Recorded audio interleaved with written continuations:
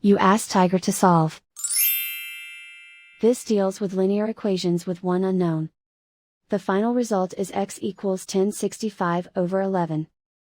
Let's solve it step by step. Simplify the expression.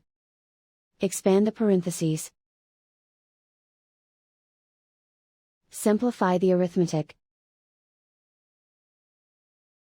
Group all x terms on the left side of the equation. Subtract x from both sides. Group like terms. Simplify the arithmetic. Group like terms. Simplify the arithmetic. Group all constants on the right side of the equation. Subtract 7,524 from both sides.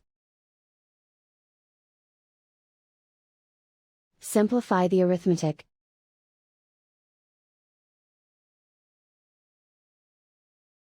Isolate the x. Divide both sides by -77.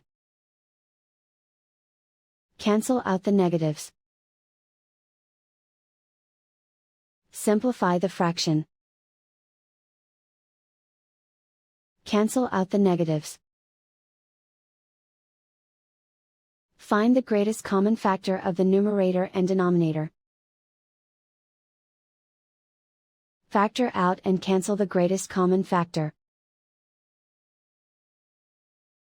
And so the final result is x equals 1065 over 11.